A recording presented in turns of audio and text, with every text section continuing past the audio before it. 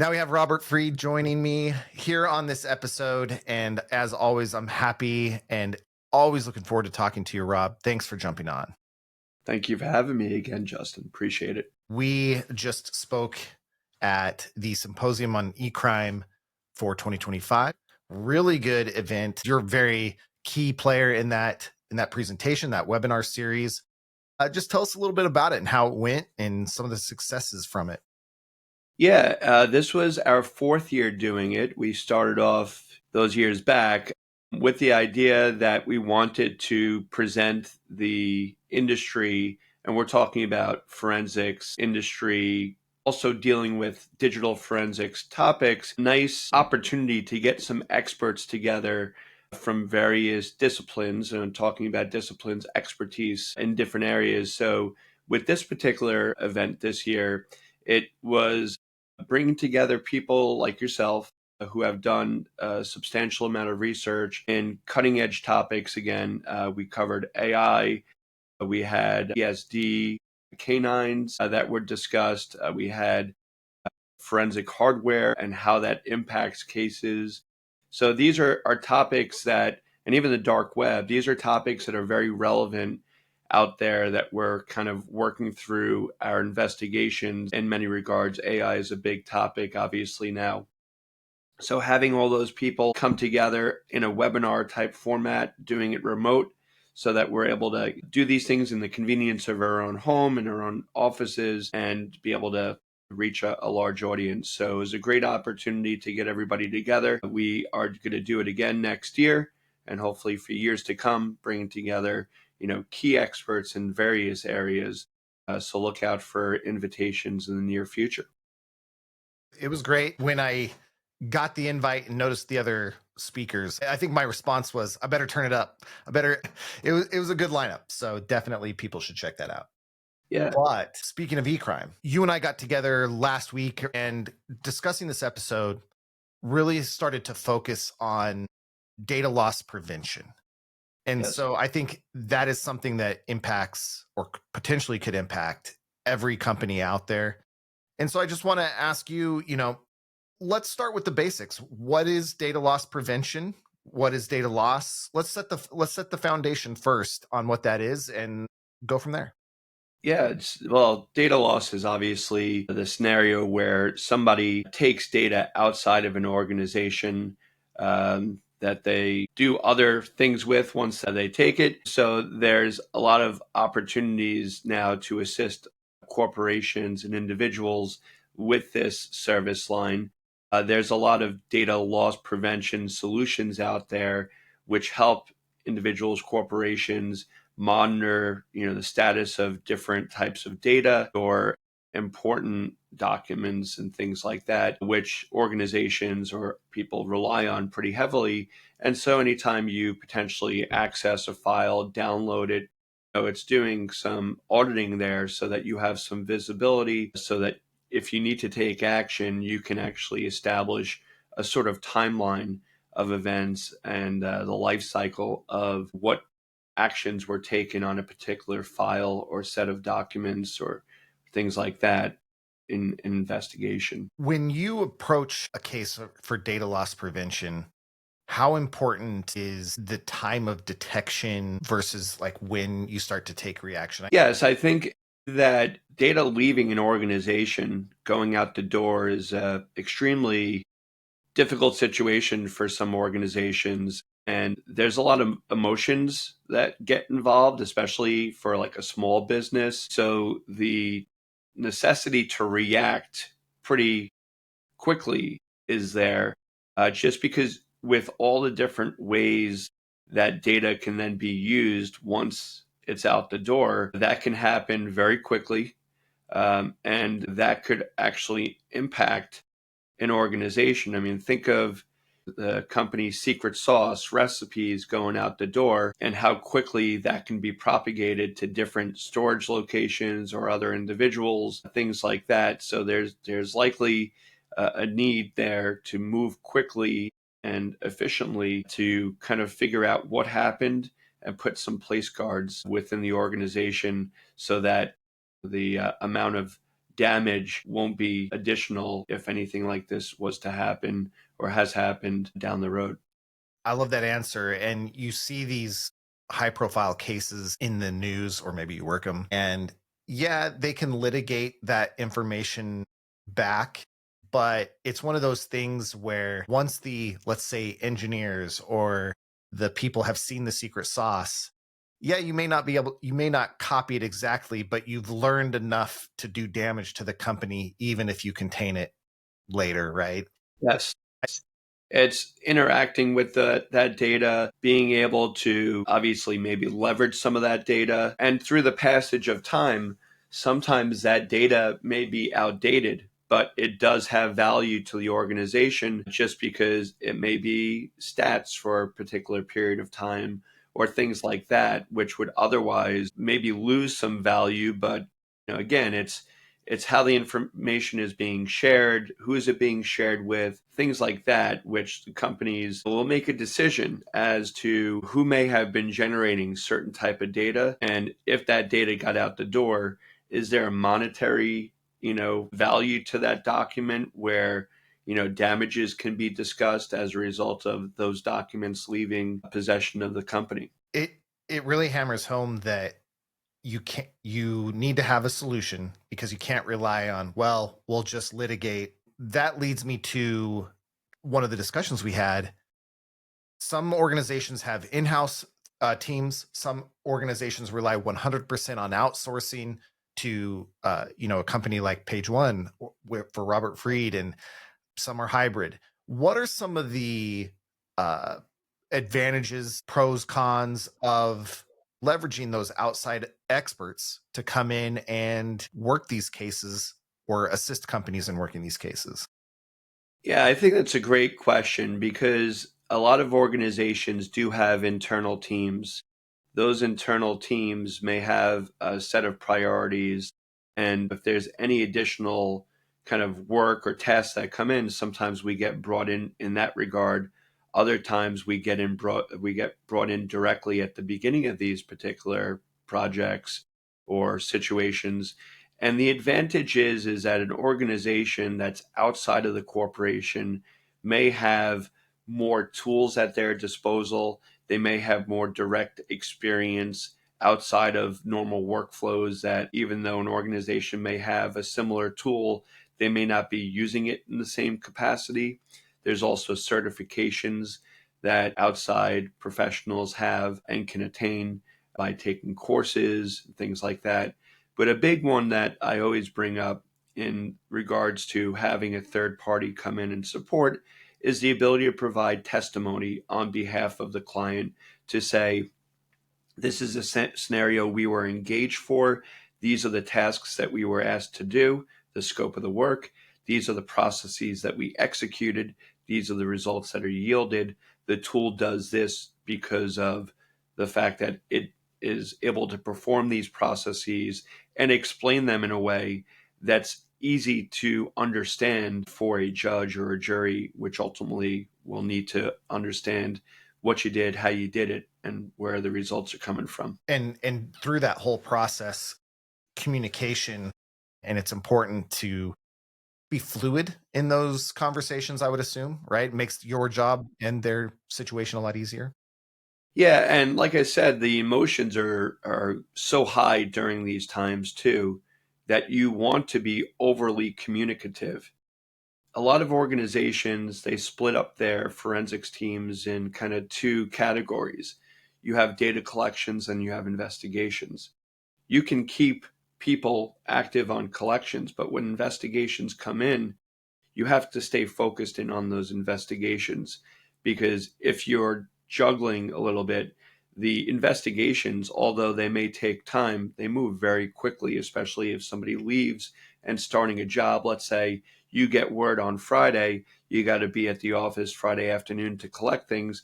By Monday morning, they want answers to go and send a request for a temporary restraining order so that that person may be prevented from starting at the new job.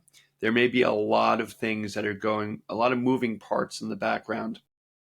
So communication helps not only just set the expectations, but it really keeps you in touch as to these critical stages. Just like any investigation, the first few days, the first few hours, depending on the nature of the case, may be very crucial. So you want to roll the deliverables as much as possible, as quickly as possible. So we do rolling deliveries so that if they want to look at devices attached, we give them that information. If they want to look at file activity, we can give them that information. If we want to do log activity, you have that.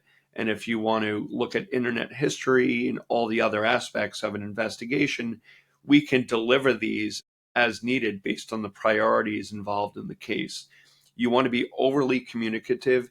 You also want to know what format that the client wants to see this in. Do they want to see spreadsheets? Do they want this in an email? I like to actually have phone calls. We can bring up what's going on the screen, discuss it, strategize about it. You want to be a very trusted advisor during this time, this critical time where decisions are being made. And sometimes it's so technical of a kind of process for a lot of people. They're heavily relying on you to be that person that's going to help guide them strategically on what needs to be done.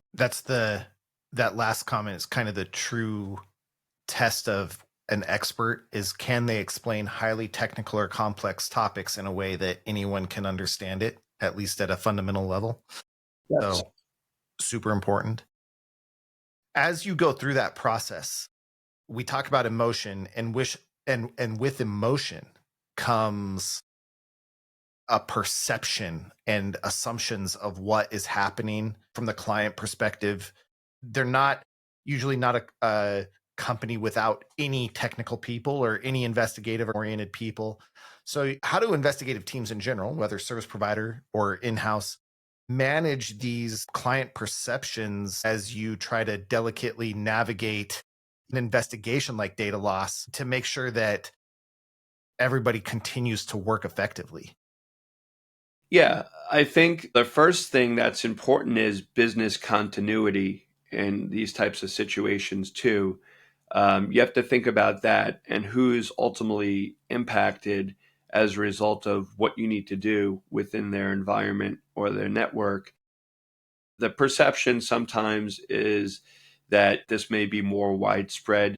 You really have to go in there with a series of tasks and a game plan. You got to bring in that calmness, although it's a very critical time for the company, but you have to assure them that you're going to take every measure possible to identify the situation that's at hand.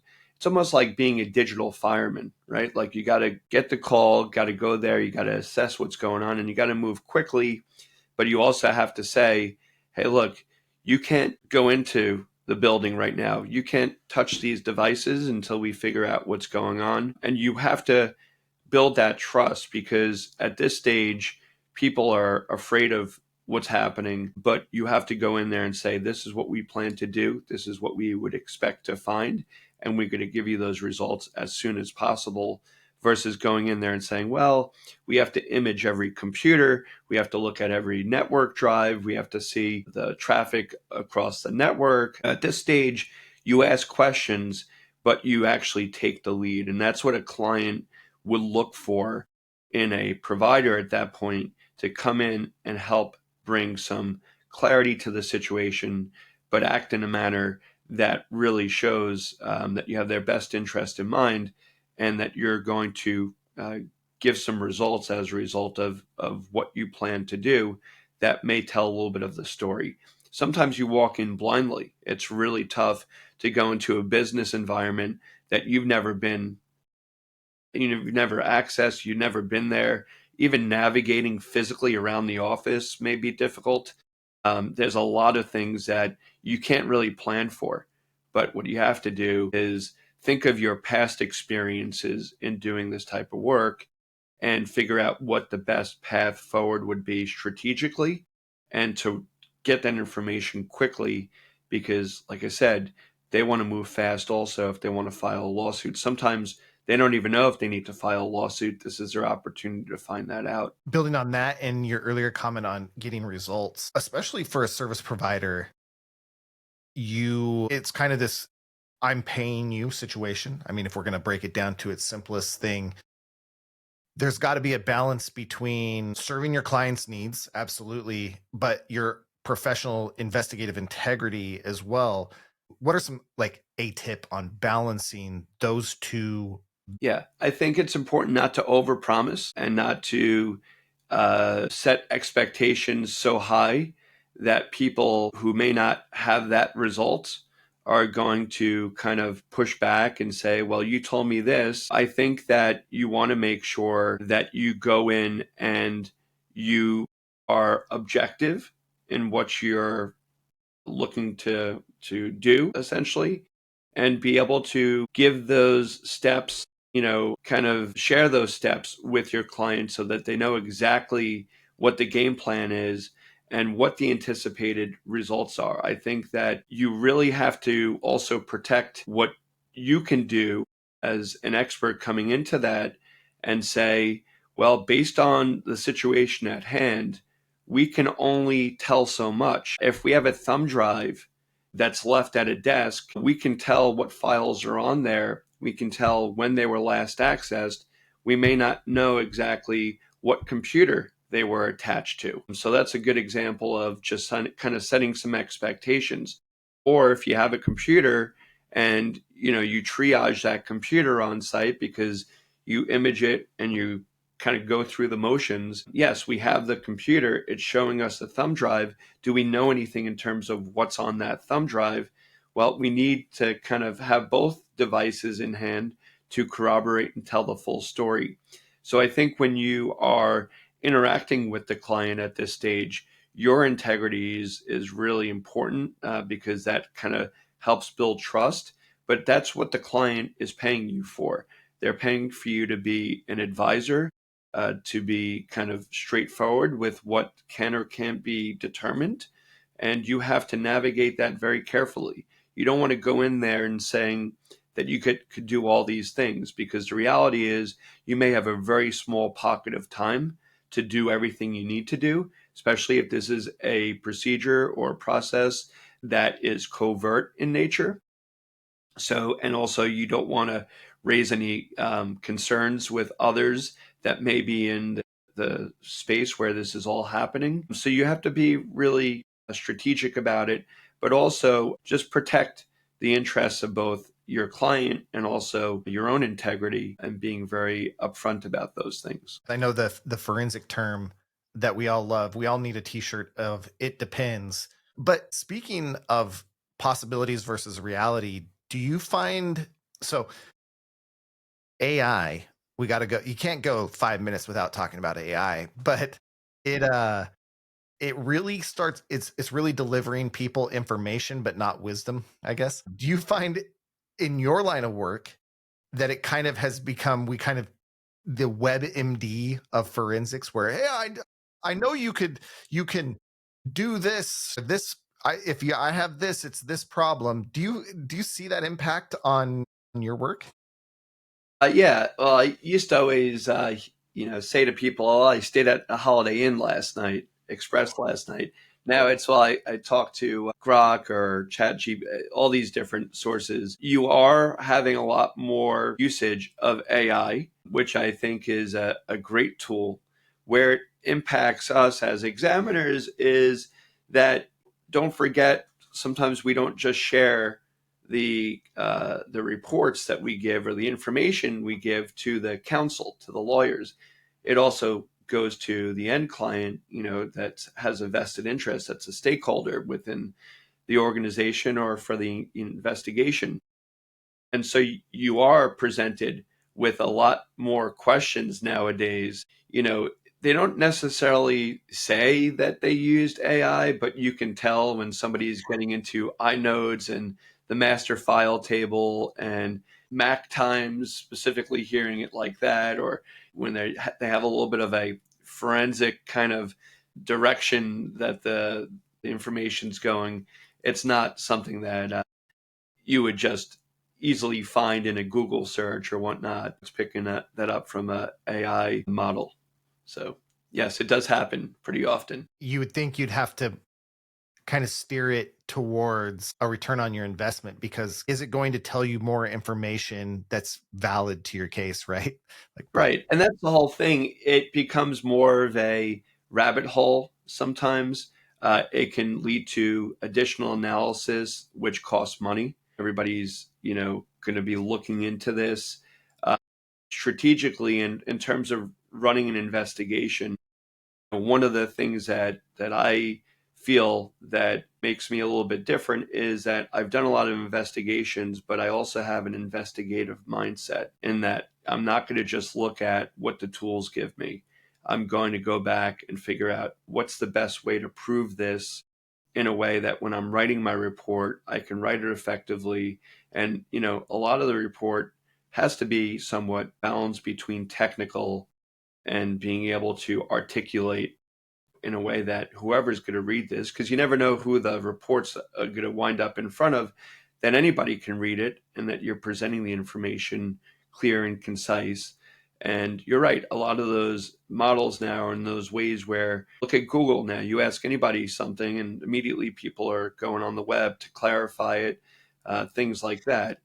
But really, the difference between you and I and just an average person going on and looking at all these AI models is that we have the experience that we have, and we can balance the hallucinations that are very possible with those models based on our experience and the reality of what we see when we're actually looking at this stuff. Where when you hear the client out, and obviously you have to hear the client out, sometimes you have to make a judgment call and say, if you need me to look into that for you and you'd like me to do that because it'll make this a little bit clearer, I will definitely do that. However, it's still not going to get us to the point, that end goal, like you were saying before, Justin.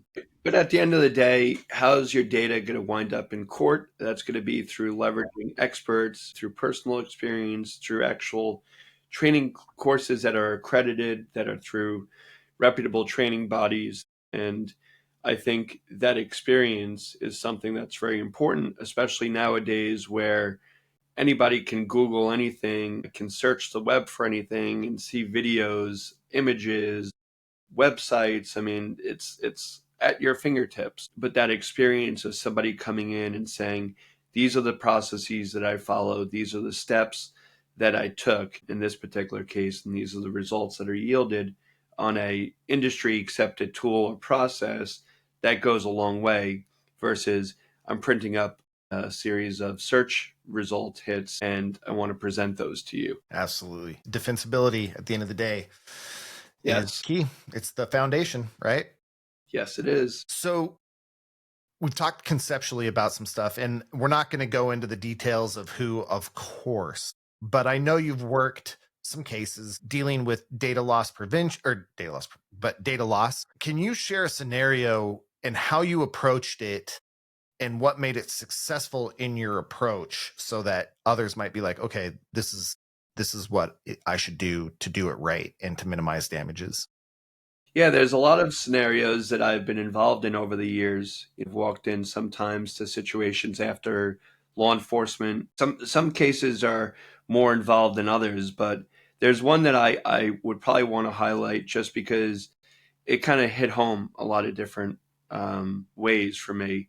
So it was a job that I had to fly out to the West Coast for. Mentally, when you're going out and doing these things, you got to get yourself kind of in the zone, get focused, right? Because you don't know what you're going to respond to. You get there and it's really eerie. An entire floor of an organization departed. Everybody just walked out the door at the same time.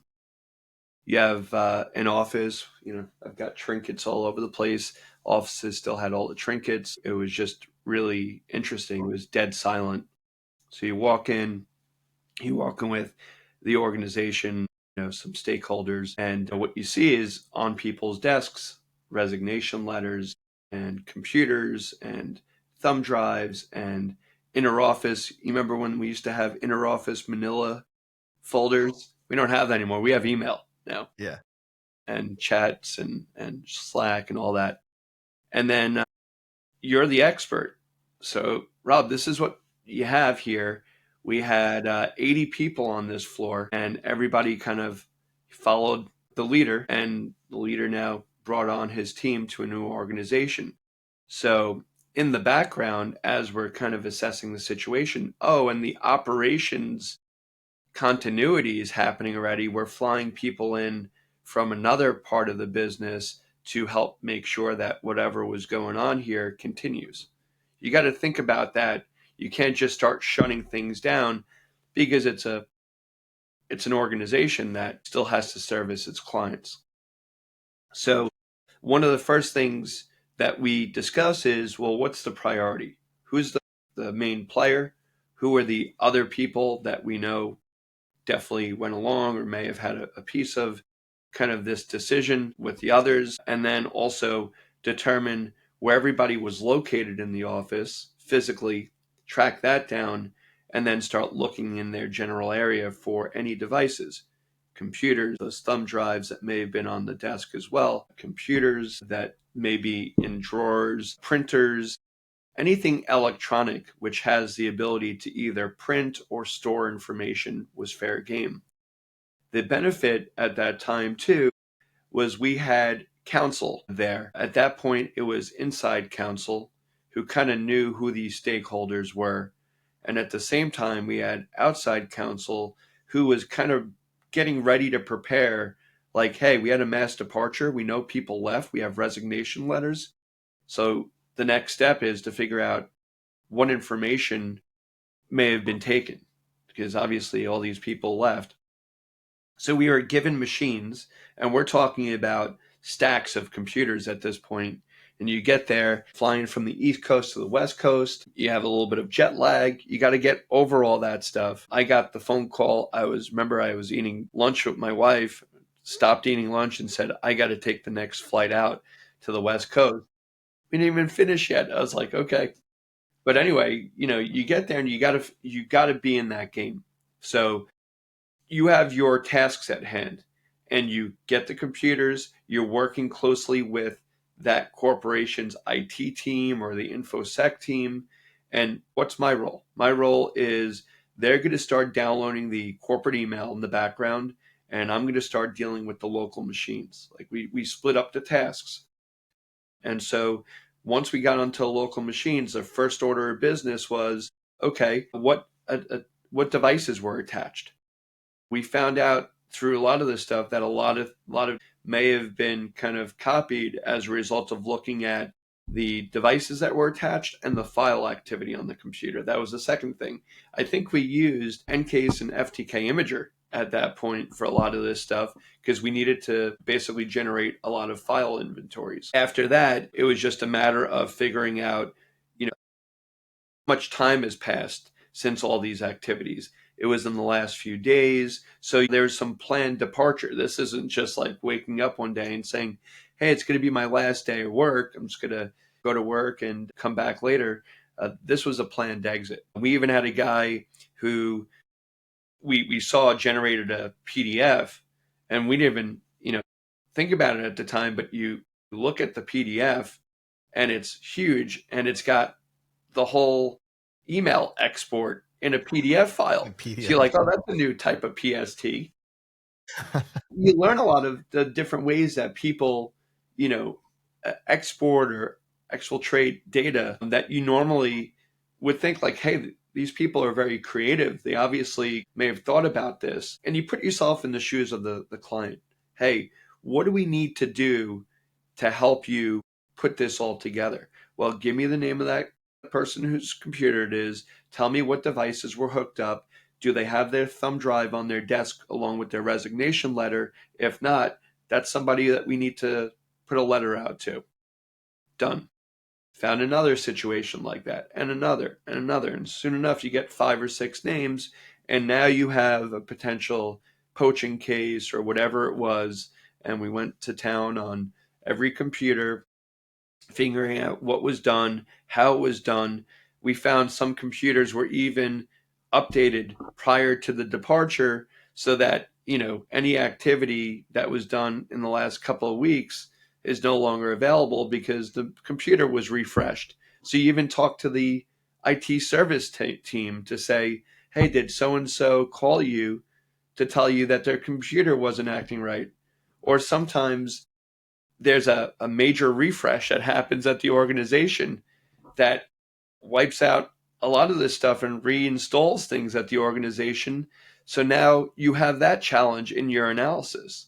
So there's a lot of moving pieces here, and you have a very short period of time to act and to give that information over to make a viable case for your client. That's a lot of data you got to sift through as well when you're making, you talked about inventories. And if you had 80 people, like Yes. you mentioned, they're not just one device per person. A couple jump drives, maybe a couple computers. That's got to be the trick, is not only are you collecting a lot of data, but you got to keep that data organized so that you can tell the story as it goes and you don't lose yourself in the narrative.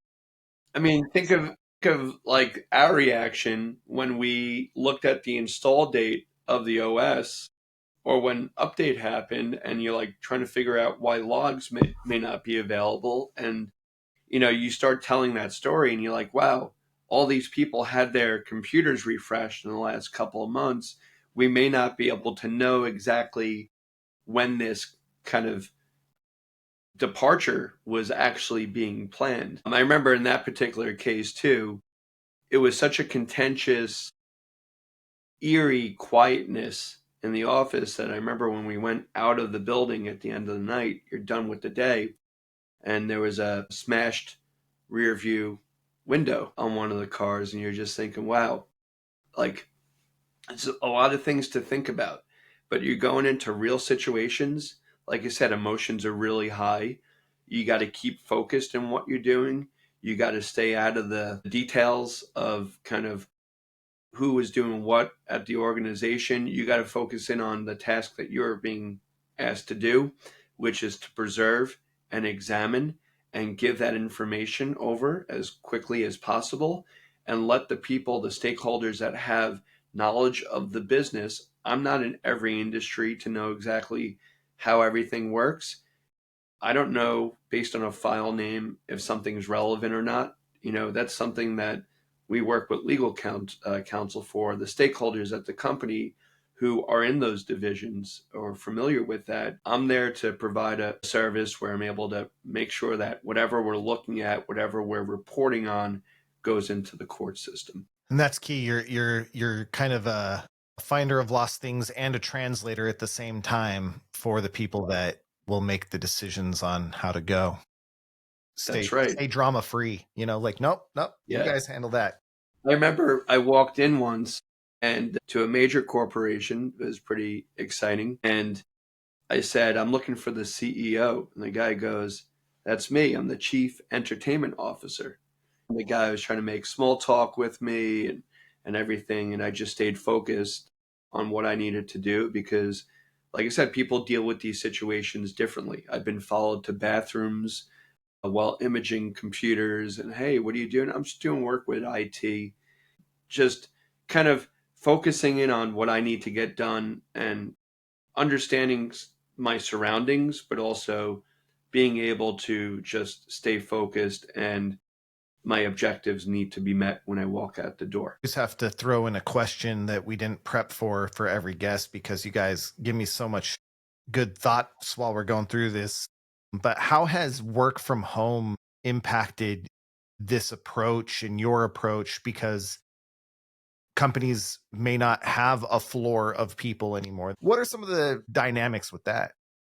Yeah, so it's an interesting situation because a lot of corporations had to kind of think about their policies, like USB drives, which is a quick way to exfiltrate data, emails, people going on websites, printing from their home printers using cloud storage, taking snapshots now and recordings and all that. So the purview of the company is kind of different in terms of what people are actually doing. But, at the end of the day, there's always a device involved, right? So there's always a way for us to kind of go back to the source and understand kind of what happened. That challenge becomes if it's a BYOD type of situation, where now on top of working from home, people are using their personal devices, and it becomes a little bit more challenging to compel people and require people to turn over their devices. But like I said, there's always a device or a way that people interact with the data. And our hope is that we could potentially find timelines where people were doing that interaction, having that interaction, or different types of footprints and or artifacts that are left behind. And so it doesn't overly complicate things. I think it's just a matter of the different data sources that are now involved and getting access to those. So we have to write really compelling statements in ESI protocols and motions to the court to say, well, you know what? John Smith was a salesperson for the organization. He worked from home, but he had access to a computer from the office and he got a stipend for having a phone that was his that he was using for business purposes. You have to be really clear with IT or legal when you're dealing with these companies to say that although they may have these corporate devices, were they using any other devices at home for business purposes? And a lot of people have. It's when you describe it like that, it's kind of wild that the entire world for work reasons haven't gone to something like a Chromebook or a Surface where it's just all in the cloud. So they always just have access, just like, well, all their stuff's in the cloud, just pull it down, describe it. But there's also features and costs, but I don't know. Yeah, most of the CEOs that we deal with or C levels, they don't have a lot of documents locally on their computer. It's all on the network, you know. And you think about some of these hybrid situations with the equipment and BYOD, and let's say I use Dropbox and Dropbox desktop is installed on that computer and it syncs automatically. So now you think you're doing a remediation of somebody's computer and saying that's the only place that Joe has all this data. Well, it's actually synced up on Dropbox. And if you aren't the investigator to make sure that no stone is left unturned, then there's always a possibility that, yes, you may have deleted that copy of the data, but there's more of that out there that you need to make sure that you check all those different boxes. And I don't want to suggest that there's a cookie cutter approach to any of this, but you have to know based on the scenario that you're given, right? What are all the different possibilities and try to exhaust all of them because that's what's going to allow your client to sleep better at night and you to sleep better at night because you've done everything that you can potentially do. Remember, I always say that the computer is like an exact snapshot, right? Like most crime scenes, you process a crime scene, you leave. You process the computer and you have that snapshot, and that snapshot is not going to get altered or degraded in any way. So you got to make best use of your time doing it, and you have to have access to all the data that allows you to do that. For example, if I'm just given a document and said, hey, please just give me the metadata off this document, that will help us with our case. I'm going to say, I can do that, but I want to know where that document came from. It came from the network. Well, I want to see the network side of it too. I want to tell the story so that this way the whole story can be told and not just a portion. And that's where you can add value as an investigator. In adding value, and you talked about avoiding a cookie cutter solution. We talked about a case killer in another discussion of we do this every time, or this is how I always do it. And that's a slip. I wouldn't even say a slippery slope. Like you're falling off a precipice at that point when you're approaching your cases like that. So given that saying or that risk, what would your recommendation be to maintain like the integrity of the forensic process, the integrity of your investigative mindset to avoid the we do this every time approach? I think you have to look at every case as a unique circumstance. You can apply your processes that are maybe standard within your organization. So, for example, we may create a case within the tool and run the same processes, but each case needs to be looked at individually, and you need to tailor your results to apply to the specific ask from that client. Nobody's going to want to just look at a report that they can tell is structured for, let's say, employment departure type of report when you're looking at, is the metadata intact here for a document? So your style of report and reporting and rapport should be based on what the client's asked you to do. It's okay to have a way to report or some language that you use that's consistent. Like I have a library of terms that I use, or I have introductions if I'm starting to talk about a specific type of data. Like that is fine. However, you want to make the client aware of their device, their scenario, and what's important in their particular case, because every case is different. The strategy may be different, and the sources may be different, and you may have to tie it all together in unique ways, because that corroboration of all the evidence coming together happens a lot, but it doesn't always happen the same way. So no cookie cutter reports, maybe leverage, reuse some of the language that's worked for you, use footnotes for that, references or resources like that to help you, but definitely look at each case individually, and it will make you a more aware examiner of how important the work that you're doing is, that it's not just another case from this client, it's a case that matters to this client, and it's you're tasked with coming to the conclusion of whether or not information was taken or not. I am very, very careful with a lot of these examinations because I'm aware of the outcomes. The outcomes of these cases could result in somebody losing their job, affecting the livelihood of that person and their families and others that rely on them. So I think we have to be very, very understanding of the weight that's on the examiner's shoulders in that regard. And we have to approach things objectively. And we have to also think of the bigger picture. If I'm looking at a computer for activities, I understand that that person used that computer for business activities. I need to dial into the specific business activities that my client is specifically looking at or asking me to look at: 30, 60, 90 days, 120 days, focusing on date ranges, focusing on communications. I need to really be clear about that, because what I do and my reporting may impact how the case goes. And if somebody is caught doing those things, that will come out.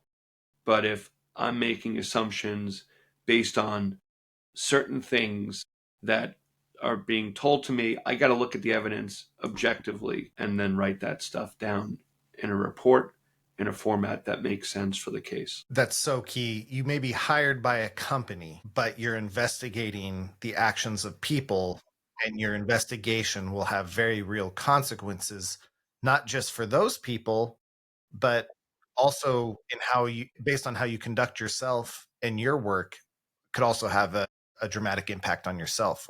Would you consider that fair? Absolutely. There's a lot of times where you're writing these reports and you find the smoking gun, or find something that is something that you have to report on. And you always look at it from both sides, but I'm always objective, and I always like to be very sure of what I'm putting down, especially in those types of situations, because I understand the impact of that, not only just from a monetary side of things, but also from a personal side of things, human side of things. And it's a part of the job, right?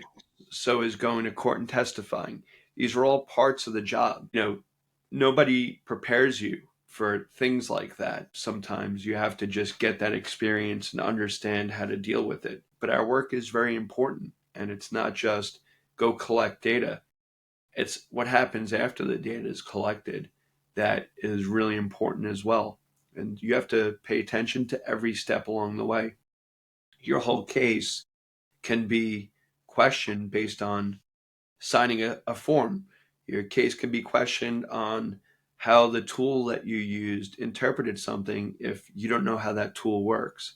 So learn your tools, learn documentation, all those things, because the bigger picture is there. It doesn't matter if you've done this work for 23 years like me or 5 years if you're just getting started. You will have to go to court one day and testify, and you have to be prepared for all that's out there that can be asked of you, the impact of what you report on, and just do it with integrity and document well and certainty that what you're presenting is exactly what you saw. And that's really important advice that I hope resonates well with your listeners. I think it will. I think forensics is a detail oriented career path field, and it's important to never lose sight of the details. So, absolutely. Well, Rob, I appreciate the time that you take out. I know you're super busy between other speaking engagements, between your work, of course, and then your family. I know you're very involved with the family. So I appreciate every time you take time out of that busy schedule to speak with me, and your comments are always just platinum grade. So I appreciate it. Thank you. Similar to you, I appreciate all that you do for the community. I think it's something to not only just put your thought leadership out there, but the amount of time that you invest also in giving back is fantastic. And one of the reasons why you were so invaluable at our symposium this year. Thanks for all that you do as well. Thank you. All right. Well, thanks again. And we'll chat with you again some other time. Take care.